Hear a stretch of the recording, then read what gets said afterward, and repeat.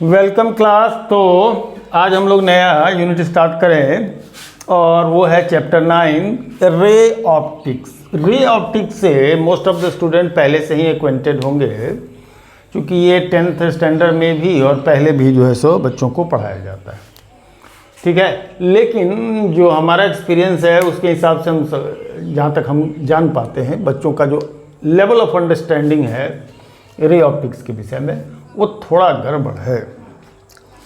तो आज के इस समय के इस वीडियो में जो आधा घंटे का लगभग हो सकता है, उसमें हम प्रेफरेबली आपको कुछ कॉन्सेप्ट जो है उसको हम रखेंगे, ज्योमेट्रिकल कॉन्सेप्ट। एक्चुअल में क्या है कि रे ऑप्टिक्स का कॉन्सेप्ट प्योर ज्योमेट्रिकल है। ज्योमेट्री जिसकी जितनी अच्छी होगी, रे ऑप्टिक्स का समझ उसको उतना ही अच्छा होगा। तो सबसे पहली जो बात आती है वो कि व्हाट इज रे, लाइन सेगमेंट, ये सारी बातें 11 छोटे क्लासों में पढ़ाया तो जाता था।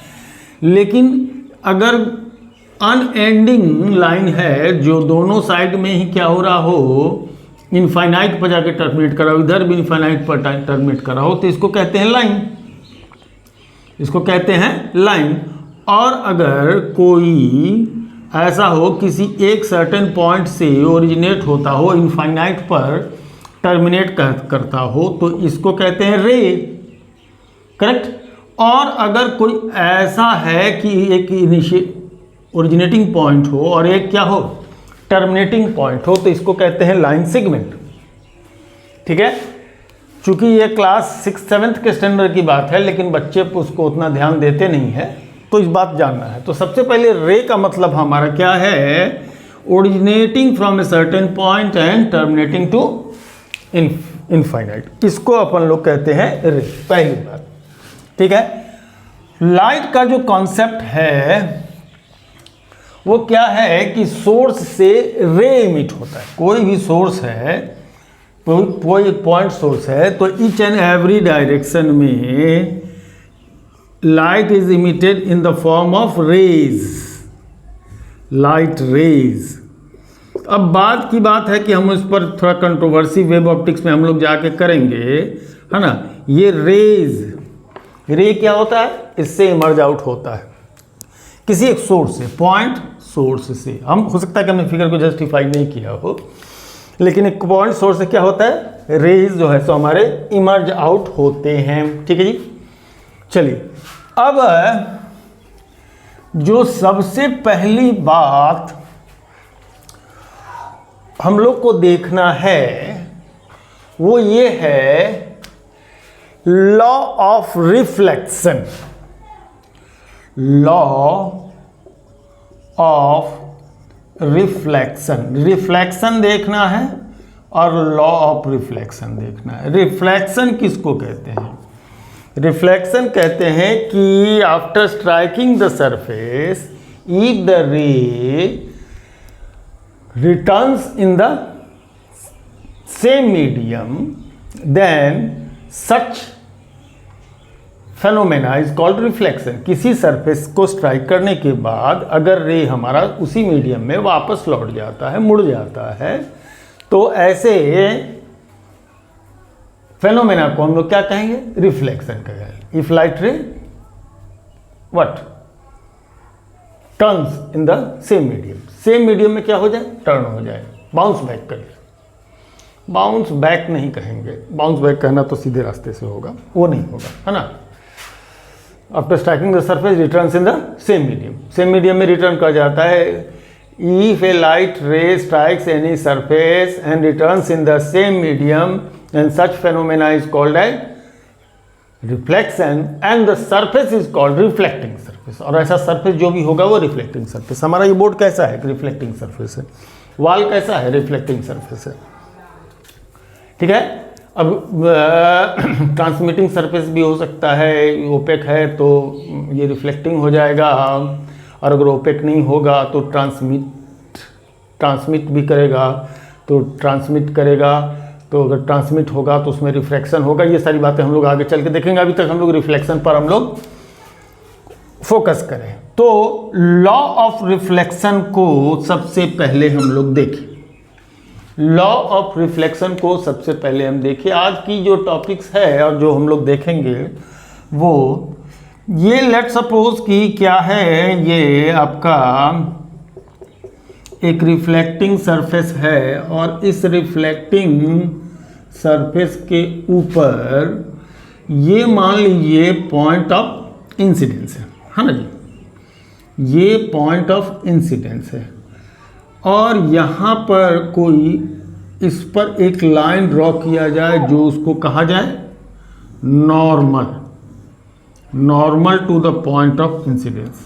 ठीक है, इसको पॉइंट ऑफ इंसिडेंस करें और किसी एक रे को लें।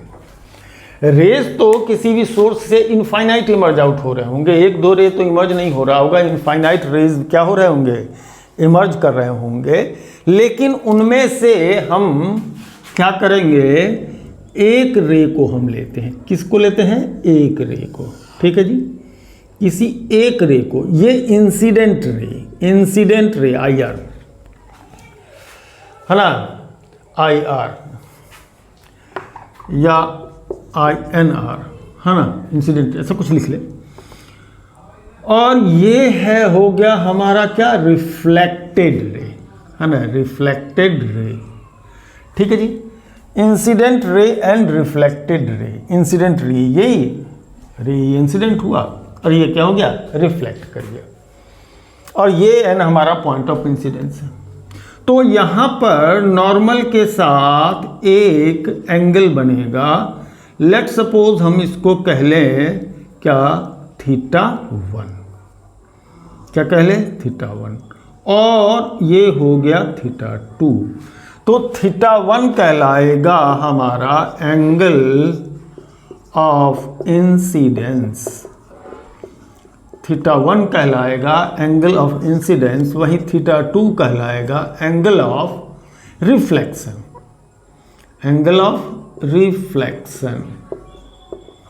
ओके, θ2 कहलाएगा एंगल ऑफ रिफ्लेक्शन। ओके, तो लॉ ऑफ रिफ्लेक्शन का पहला रूल कहता है angle of incidence equals to angle of reflection, मतलब ये दोनों इक्वल होंगे। सिंपल सी बात है कि अगर हम जितना इसको कम एंगल से इधर इंसिडेंट होगा उतना ही कम एंगल से बाउंस होगा। ठीक है, अगर नॉर्मल के अलॉन्ग इंसिडेंट हो जाए तो नॉर्मल के अलॉन्ग ही बाउंस कर जाए, मैंने जीरो एंगल ऑफ इंसिडेंस हो जाएगा तो जीरो एंगल ऑफ क्या हो जाएगा, जीरो एंगल ही हो जाएगा रिफ्लेक्शन। ठीक है जी, तो अब ऐसे में हम लोग, अच्छा ये बहुत नॉर्मल सी बात है, अगर मान लीजिए ऐसा इंसिडेंट किए होते तो एक समझ सकते हैं कि ऐसा रिफ्लेक्ट हुआ होता। ये बात बाउंसिंग बॉल की तरह है, बॉल को जितना खड़ा मारिएगा उतना खड़ा होता है और जितना ऑब्लिक कीजिएगा उतना ऑब्लिक निकलेगा। बहुत सिंपल सा लॉ है, इसमें कोई बहुत बड़ी बात है नहीं समझने के लिए। और जो दूसरी बात है इम्पॉर्टेंट लॉ ऑफ रिफ्लेक्शन का, वो ये है, वो कहता है क्या, वो कहता है कि the incident ray, the incident ray, the reflected ray, the reflected ray and the normal at the point of incidence, point of incidence all lies in same plane, all lies in same plane। ये और कुछ नहीं, एक three dimensional concept है।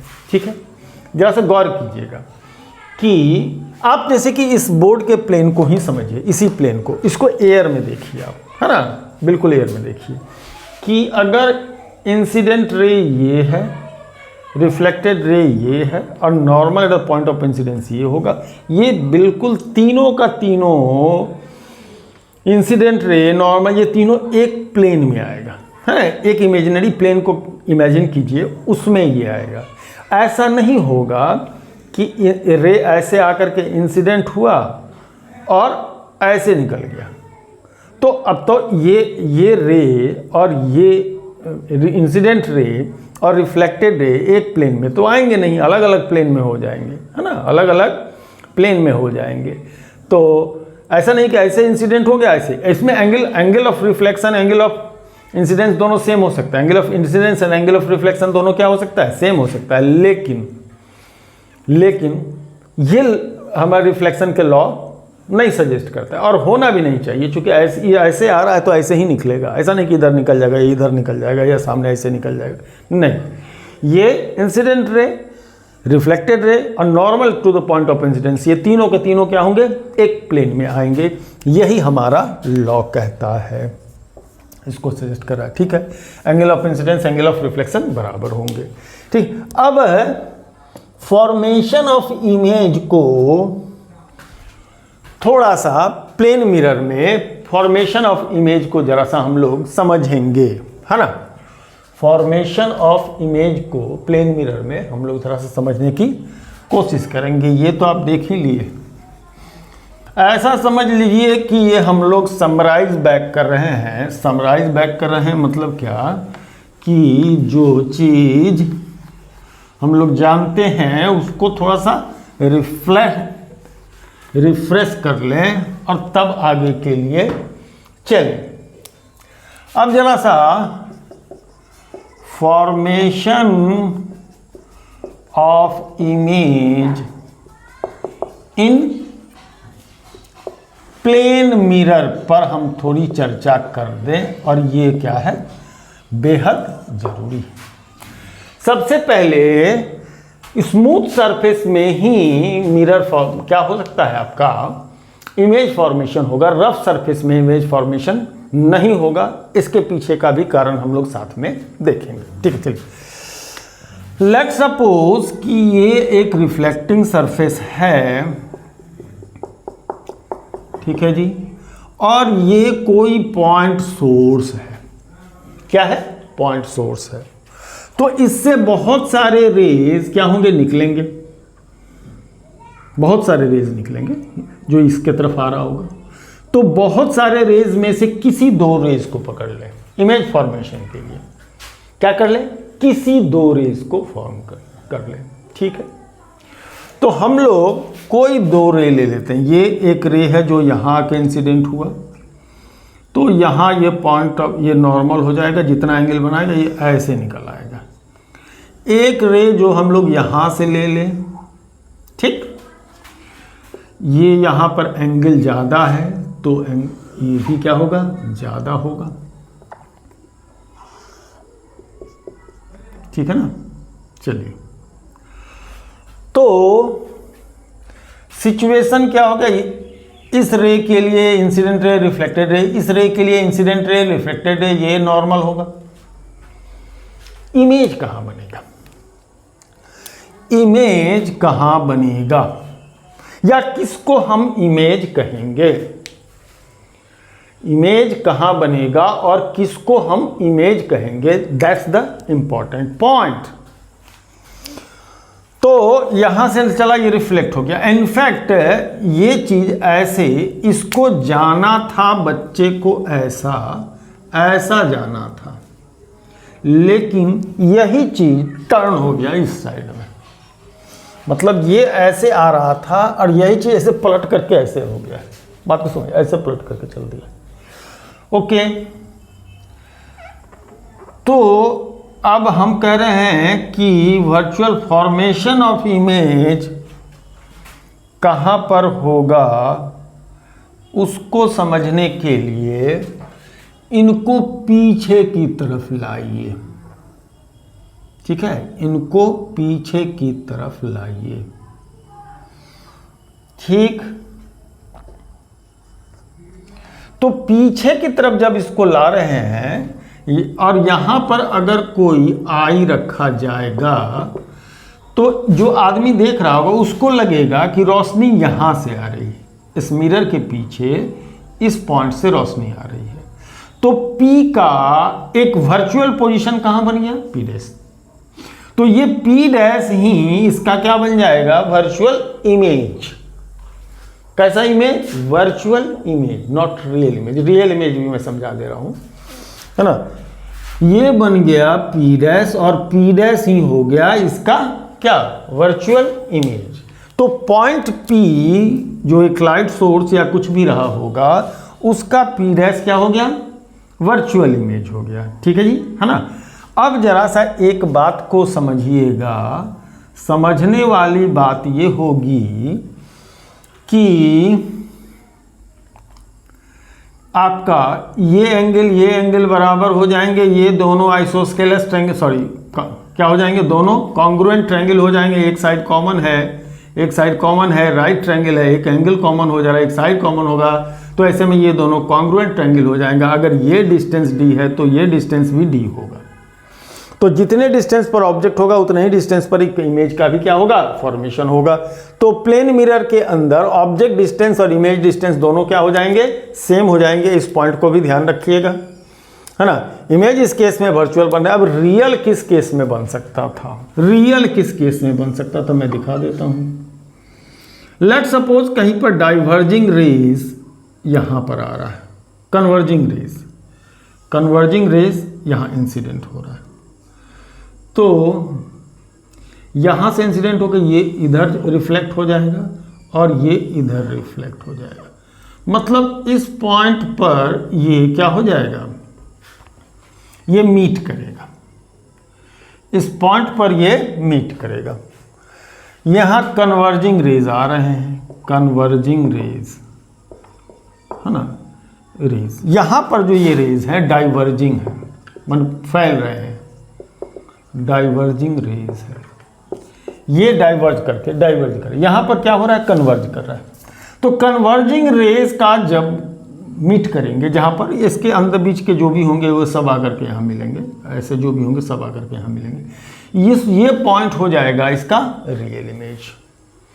ठीक है, इसका real image हो जाएगा। ठीक है, और इसका रियल इमेज हो जाएगा और ऑब्जेक्ट वर्चुअल हो जाएगा। हालांकि हर समय ऑब्जेक्ट वर्चुअल नहीं होगा, स्फेरिकल मिरर में नहीं होगा।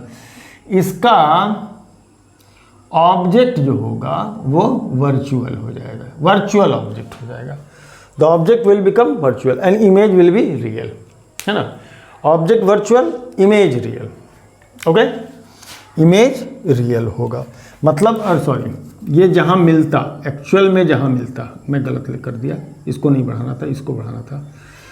ये जो पोजीशन होगा ये वर्चुअल ऑब्जेक्ट, यहाँ पर ऑब्जेक्ट ही वर्चुअल ऑब्जेक्ट है, ऑब्जेक्ट वर्चुअल ऑब्जेक्ट होगा, इमेज रियल हो गया। तो प्लेन मिरर में अगर ऑब्जेक्ट रियल है और उससे अगर लाइट निकल रहा है तो इमेज उसका वर्चुअल होगा, और अगर इमेज रियल बन रहा हो तो उसका ऑब्जेक्ट क्या होगा? वर्चुअल होगा। इस पॉइंट को भी क्या करेंगे? ध्यान रखेंगे, क्योंकि ये भी बड़ा इंपॉर्टेंट है। ठीक है, तो ऐसा होगा। तो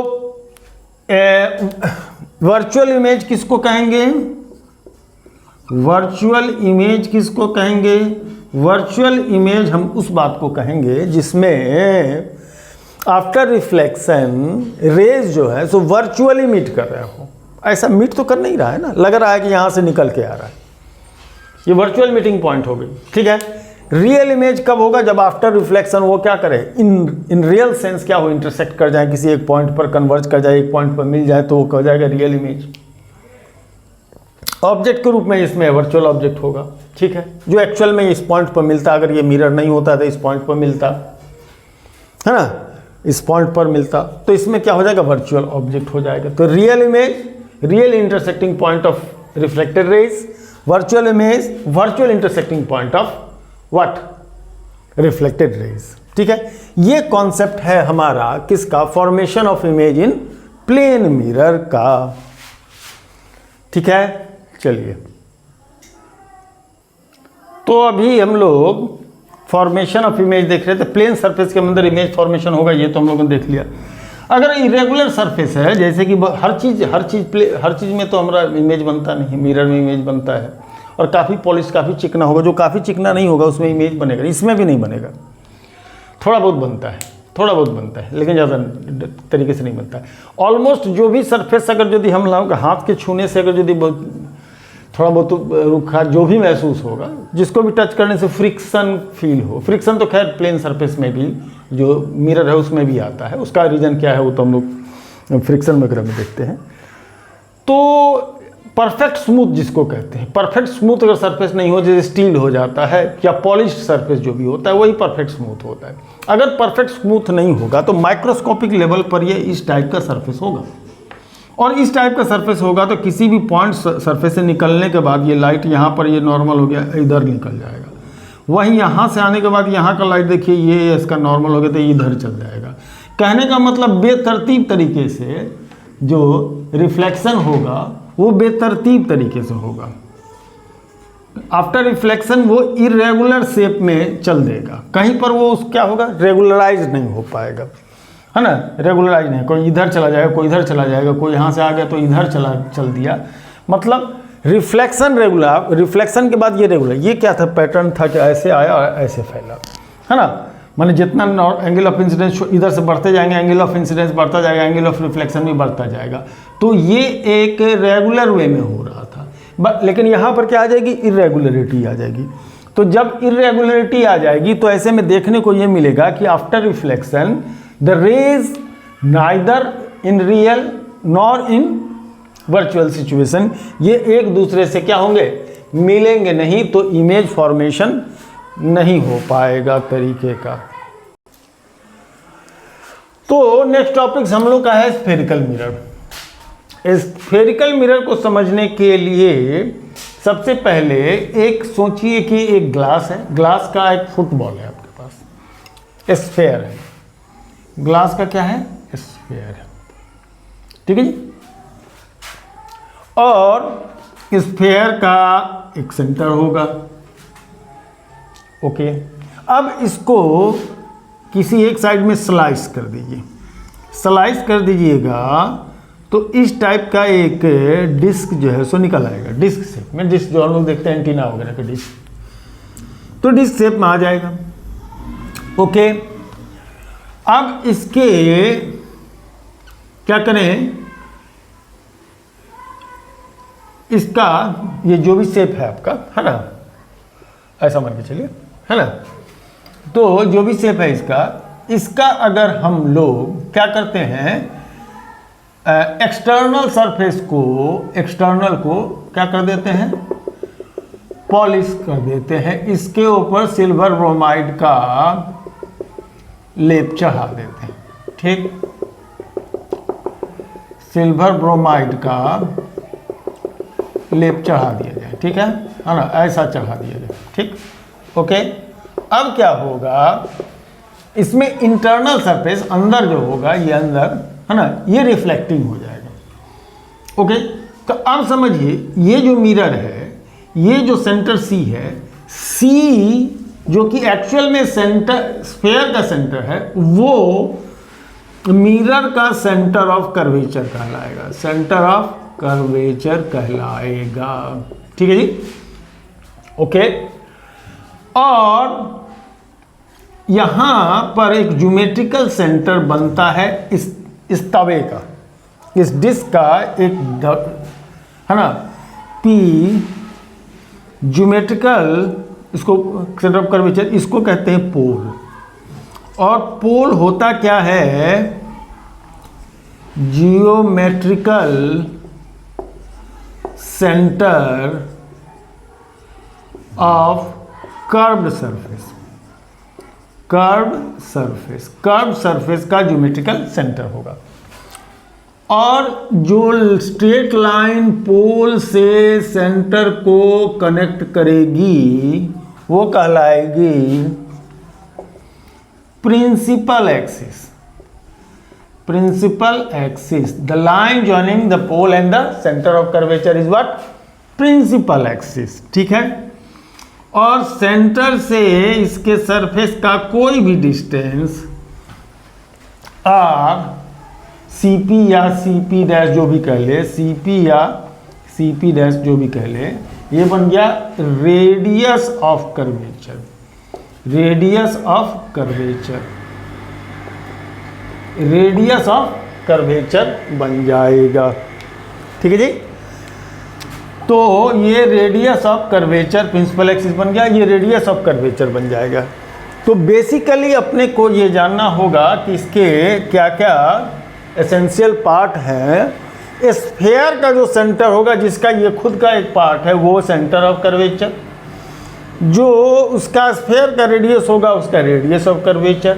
इस सरफेस का, कर्व सरफेस का ये जितना पोर्शन का, मात्र इतने पोर्शन का जो ज्योमेट्रिकल सेंटर होगा वो पोल हो जाएगा। पोल से सेंटर को ज्वाइन करने वाला जो लाइन होगा वो प्रिंसिपल एक्सिस हो जाएगा। ठीक है। ये जो मिरर बना जिसमें आउटर सरफेस को आपने सिल्वर ब्रोमाइड लगा दिया, ये बन गया है कनकेव मिरर। ये बना है आपका concave mirror.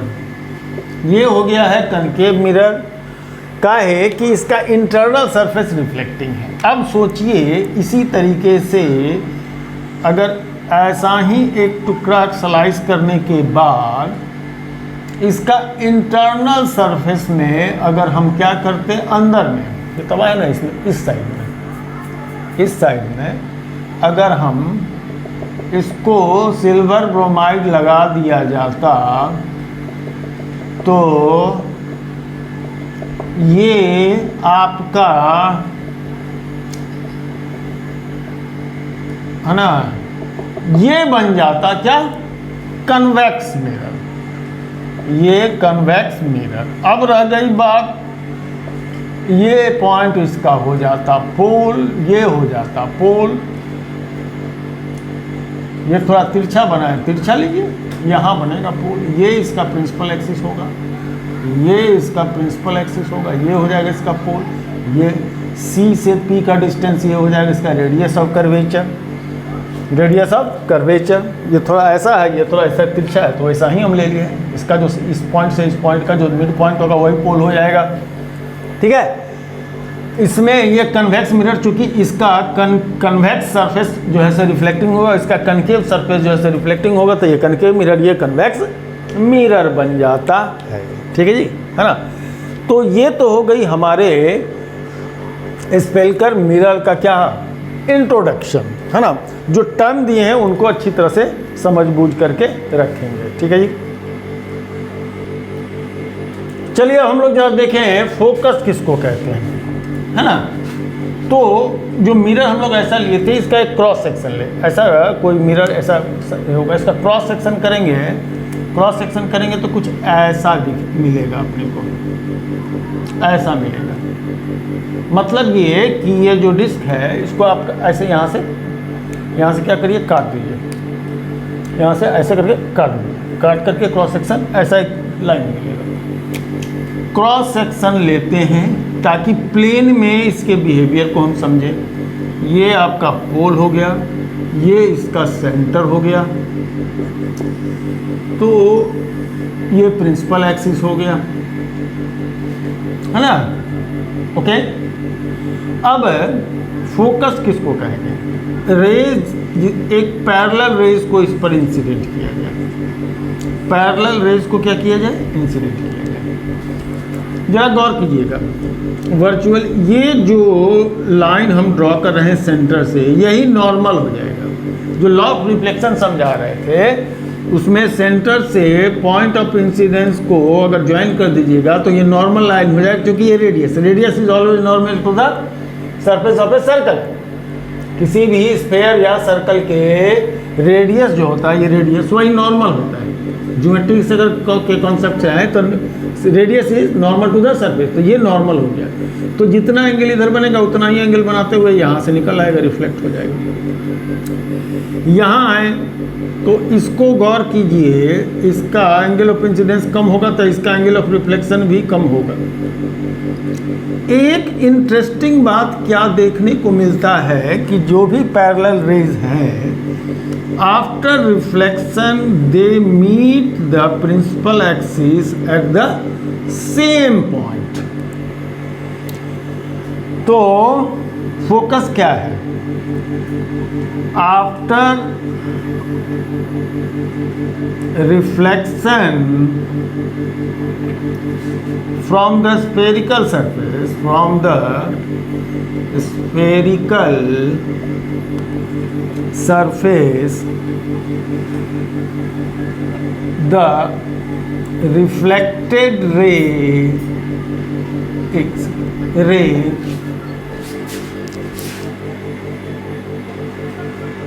after reflection from the spherical surface, the reflected ray meets the principal axis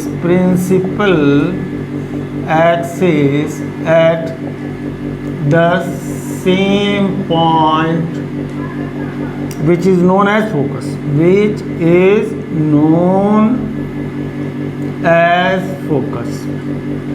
वो फोकस हो जाएगा। और P से F ये पॉइंट कहलाएगा फोकस, और P से जो F का डिस्टेंस है वो हो जाएगा फोकल लेंथ, अब जरा सा एक बात समझ लीजिए, और वो समझने वाली बात क्या है, कनकेव मिरर में तो आपने देख लिया कि ये फोकस होता है। अगर कन्वेक्स मिरर पर आप आएंगे, उसके फोकस को समझने में थोड़ा सा प्रॉब्लम जाएगी, तो उसको देख लीजिए। ये इसका मान लीजिए सेंटर ऑफ कर्वेचर है। ये जो भी रेज पैरेलल होंगे, जो भी रेज पैरेलल जाएंगे, और यहाँ से एक लाइन ड्रॉ कीजिए तो रिफ्लेक्ट होकर इधर जाएगा, ये इसको ये लाइन ड्रॉ कीजिए तो रिफ्लेक्ट होकर के इधर जाएगा। वर्चुअली देखिए तो यहाँ मीट करेगा, ये है ना, after reflection virtual meeting point. तो कनकेव मिरर में फोकस रियल होता है, रियल फोकस मिलता है, जबकि कन्वेक्स मिरर के अंदर ये चीज़ क्या हो जाता है, वर्चुअल हो जाता है। तो इमेज फॉर्म भी इसमें वर्चुअल ही होता है।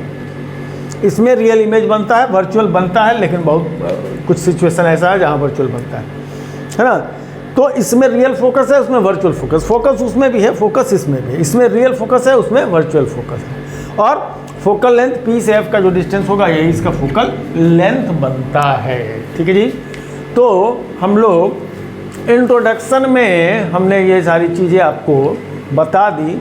अब आगे की जो कहानी है उसको हम नेक्स्ट वीडियो में लेंगे, ठीक है, जिसमें कुछ रिलेशन और डेरिवेशन भी हम लोग क्या करेंगे, देखेंगे। ठीक है जी।